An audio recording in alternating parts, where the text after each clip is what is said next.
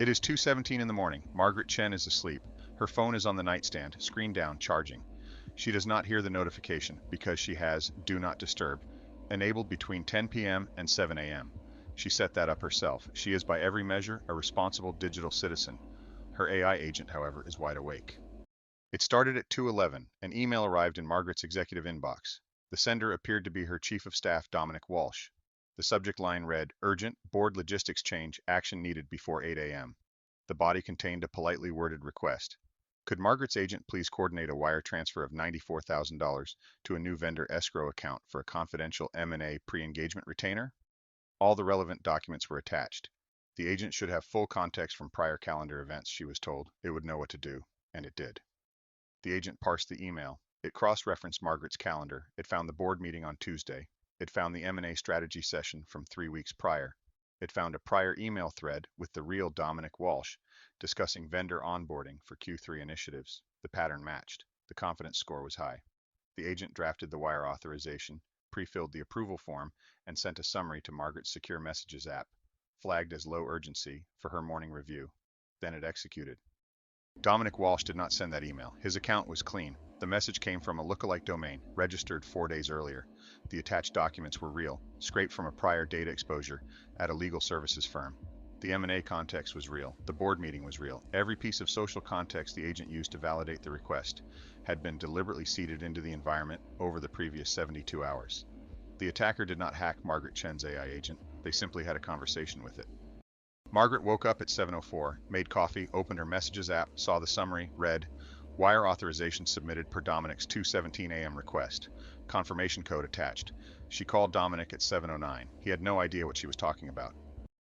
Welcome to Dark Perimeter, Security, AI, and the Edge of What's Coming. I'm Drayden.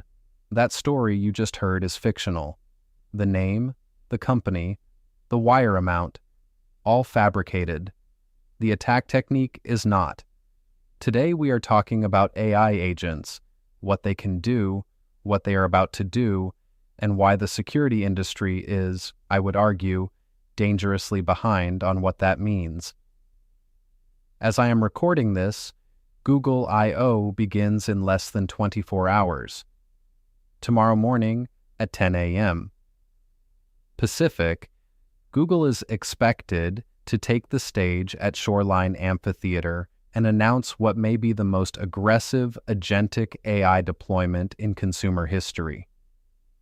We have known for weeks through leaks and pre-event briefings that something called Gemini Spark is coming.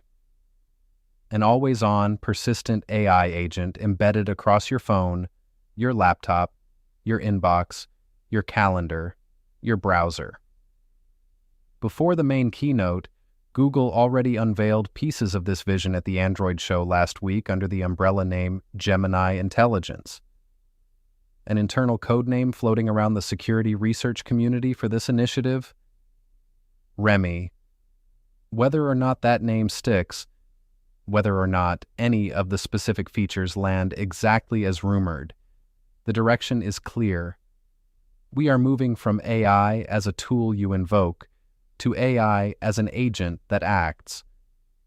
And that transition has a threat model that most organizations have not written yet. With me today are two people who have been living in this problem for months. Dr. Elliott Vance is an AI security researcher who has spent the last year mapping the attack surfaces created by agentic systems. And Marcus Hale is a red team operator who has spent that same year actually exploiting them. Welcome to both of you. Good to be here, Cole. Timely episode. Yeah, very timely. Elliott, let's start with the landscape. When we talk about agentic AI, the version Google is about to roll out at scale, what are we actually describing? Because I think a lot of people still picture a slightly smarter chatbot. Right. And that is exactly the mental model that gets organizations into trouble. A chatbot responds when you ask it something. An agent acts whether you ask or not. The key characteristics are it has memory across sessions, it has access to external tools and data sources, it can take multi-step actions in sequence, and critically, it can operate asynchronously, while you are asleep while you are in a meeting, while you are not looking. What Google is describing with Gemini Intelligence, with Gemini Spark, is an agent that proactively declutters your inbox, preps your meeting briefs, reserves your parking spot, books your spin class, and you will confirm those actions. They have said as much. But the agent will have already done the research, drafted the action, and queued it up. In many cases, confirmation becomes a rubber stamp. And that rubber stamp is doing a lot of trust work that we used to do manually. Exactly. The human used to be in the loop at every step. Now the human is at the end of a chain that the agent has already traversed. The agent read your email. The agent checked your calendar. The agent looked up the vendor. The agent drafted the approval. You see, book spin class, confirm, and you tap yes without reading the full context. That is by design. That is the efficiency the product is selling. And that is the gap I walk through. Marcus, that is a good segue. Walk us through the threat model as a red teamer. Where do you start when you look at an agentic AI deployment? Same place I always start. What does the agent have access to? Because the agent is essentially a new insider. It has credentials, it has context, it acts with the user's authority. In a lot of deployments, it has more persistent access than a human employee because it never logs off. So, the first question is scope. What tools can the agent call? What data can it read? Can it send email? Can it move money? Can it write to calendar? Can it interact with SaaS apps? The more tools, the bigger the blast radius when something goes wrong. And what does wrong look like? Prompt injection, that is the primary attack. The OWASP Top 10 for Agentic Applications, published in December 2025 by over 100 security researchers, ranks agent goal hijacking as the #1 risk. What that means in practice is this. You do not attack the model, you attack the content the model reads. You put instructions somewhere the agent will encounter them. A document, an email, a calendar invite, a GitHub issue, a web page the browser agent visits. The agent reads those instructions alongside legitimate content, and it cannot reliably tell the difference between instructions from its developer and instructions embedded in external data. Simon Willison coined what I think is the cleanest framing for this. He calls it the lethal trifecta: private data, untrusted content, and external communication capability. When all three are present in the same agent, an attacker can steal data through prompt injection alone. No credentials required, no network exploit, no malware. A sentence in the right document does the work.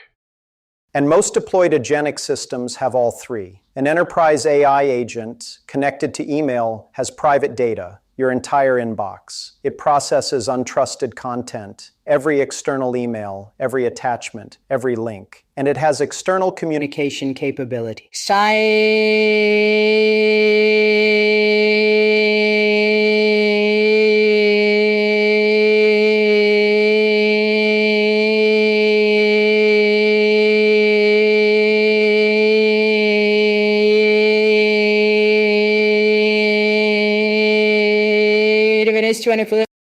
You mentioned tool calling. We covered MCP servers back in April, the Model Context Protocol, how it connects AI agents to external services. I want to revisit that because the situation has gotten significantly worse since we recorded that episode. Elliott, what happened over the last couple months?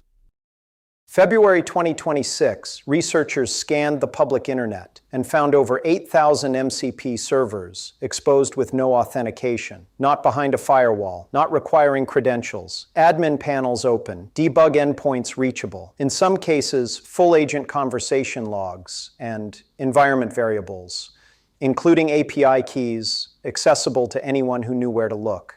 That is the CloudBot incident from January. Default configuration shipped with public-facing admin panels.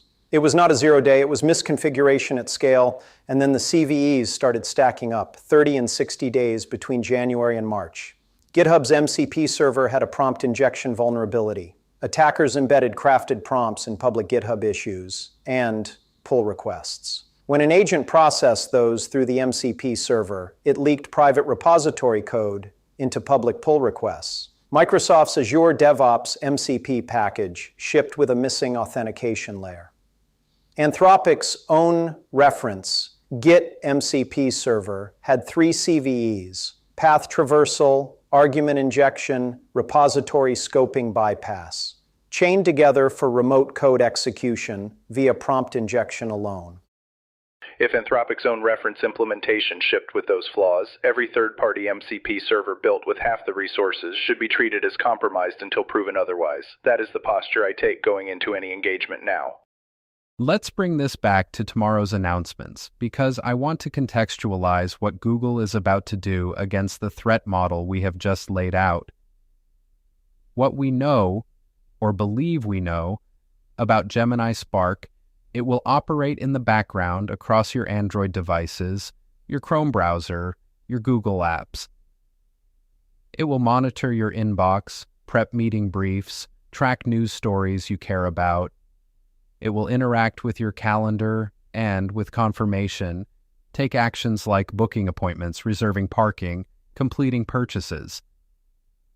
The auto-browsing component, initially for AI Pro and Ultra subscribers, can carry out tasks on your behalf while you are doing something else. Google has said explicitly that Gemini Intelligence features add protections against prompt injection. They have mentioned private compute core and protected KVM as safeguards for ambient data. Elliott, what is your read on those mitigations? Technically, they are real. Private compute core is a legitimate architectural control. It sandboxes sensitive data processing so that it does not leave the device unless you explicitly authorize it. That addresses one part of the problem. What it does not address is what the agent does with content it legitimately processes. If a prompt injection is embedded in an email that the agent has permission to read, private compute core does not stop the agent from following those injected instructions. The data stays on device. The agent behavior does not. The confirmation prompt model they have described is probably the most important user-facing mitigation. You will be asked to confirm before the agent purchases something or posts to social media. But confirmations only help if users read them. UX research on notification fatigue is fairly clear. When confirmation prompts become routine, users approve them without reading. That is not a failure of the technology. That is human behavior under cognitive load. I will tell you exactly what I would do if I were targeting a Gemini Spark user. I would spend 2 or 3 days seeding context into the environment, emails that establish a pattern, calendar entries that support a narrative, document attachments that provide plausible backstory. Then I send one carefully crafted email that aligns with that established context, timed for when the target is asleep or in back-to-back meetings. The agent processes it. The agent queues an action. The user gets a confirmation prompt that says, one verse throw was, in 2 lines, something like, approve vendor payment per Dominic's request, and the user taps approve. I do not need the agent to be insecure. I need the user to trust it. That is essentially a social engineering attack against an automated system rather than a human. And automated systems process at 2 a.m. They do not have social cues. They do not notice that the request is unusual because the email came at an odd hour. They do not have the gut feeling that something is off. They just have context matching, and context can be manufactured. This is actually a documented attack taxonomy at this point. The paper from Archive in February, bypassing AI control protocols via agent as a proxy attacks, formalizes exactly this pattern. You compromise or deceive an agent, and then the compromised agent becomes a proxy for attacking downstream services. It is operating with valid credentials. It is doing things within its authorized scope. From a logging perspective, everything looks normal. The agent did what the agent was authorized to do. What is the scale of concern in the security leadership community right now? Darktrace surveyed security leaders across industries and found that 92% expressed concern about AI agents introducing new attack surfaces. Nearly 9 in 10 said their organizations were not prepared to defend against AI-specific threats. The gap between deployment velocity and security readiness is probably the starkest I have seen it since the early days of cloud adoption. And Google is about to hand this capability to hundreds of millions of consumers. tomorrow. To be fair, Google is also doing more than most to document the risks. They have explicitly named prompt injection as a concern they are working on. They are adding confirmation layers. The security engineering is not negligent, but they are also racing competitors. OpenAI is doing this. Anthropic is doing this. Microsoft has Copilot agents embedded across the enterprise stack. The deployment is happening regardless of whether the security model is fully mature. That is the honest answer. Let's talk enterprise. Marcus, when you do red team engagements against enterprise AI deployments right now, what does a typical target look like?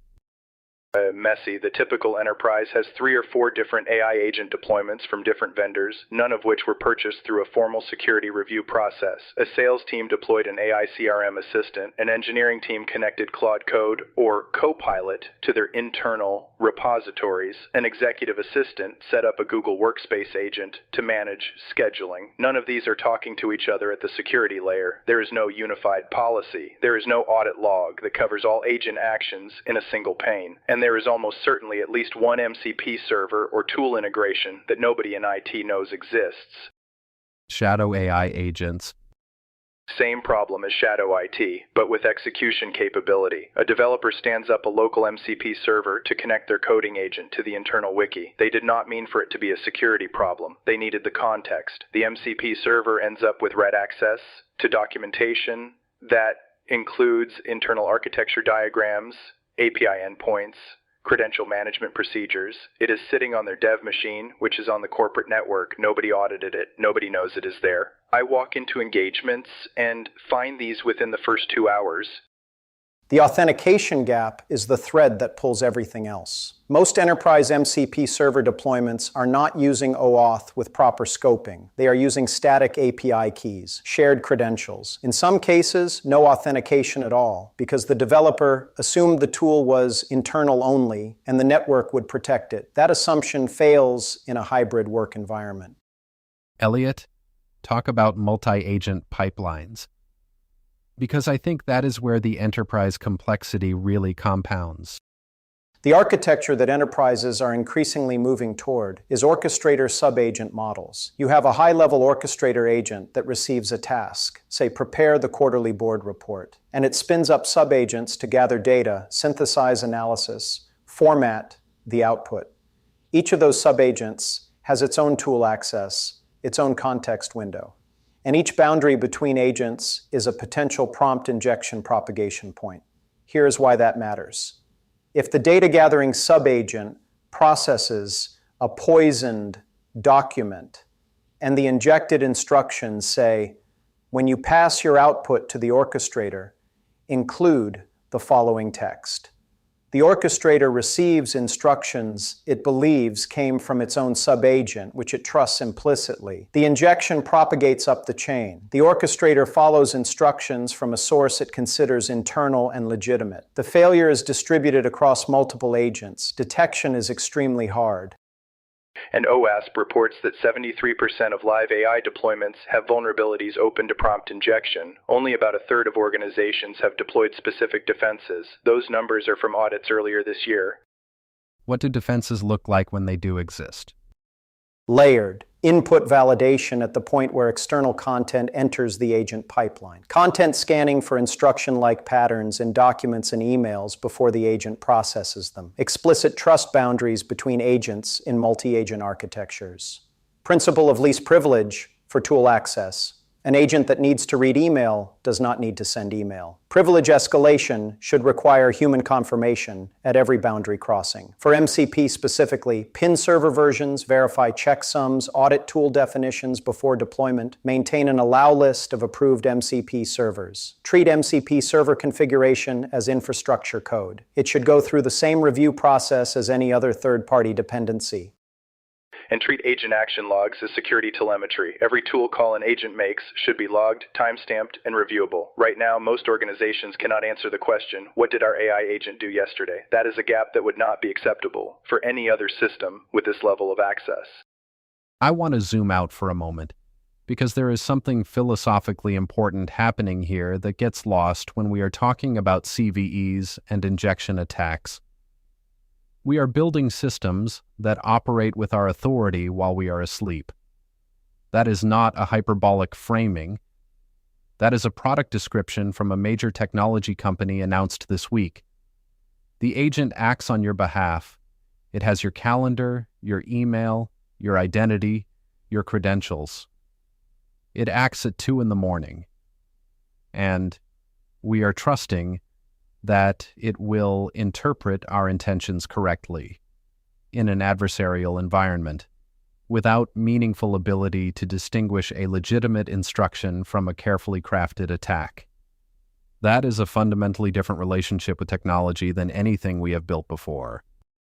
I think that is right. And the security industry's challenge is that our mental models were built for a different paradigm. Perimeter defense assumed you could define an inside and an outside. Zero trust assumed you could verify identities. Both of those assumptions break down when the attacker does not need to breach the perimeter or compromise a credential. They just need to put the right words in a document that your authorized agent will read. The perimeter is the agent now. Whatever boundary the agent has, that is your perimeter. And we are shipping agents with very broad perimeters because narrow perimeters are less useful. The product and security teams are pulling in opposite directions, and the product team is winning because that is what the market is buying. So, what do we tell security leaders who are watching the Google I/O keynote tomorrow and thinking about what it means for their organizations? Start with inventory. You cannot defend what you cannot see. If your organization has any AI agents deployed, corporate sanctioned or otherwise, you need to know what tools they have access to, what data they can reach, and what actions they can take without human confirmation. That inventory does not exist at most organizations right now. Second, establish an AI agent policy before your users' personal Gemini Spark agents start connecting to corporate services, because they will. The productivity value is real. Your employees are going to use these tools. The question is whether they do it in a way you have visibility into or in a way you do not. Third, red team your agent deployments before your adversaries do. Not a checkbox compliance exercise, actual adversarial testing. Give someone the task of prompt injecting your agents through realistic attack vectors, email attachments, external documents, web content the agent browses. Find your blast radius before someone else does. And fourth, I will editorialize here.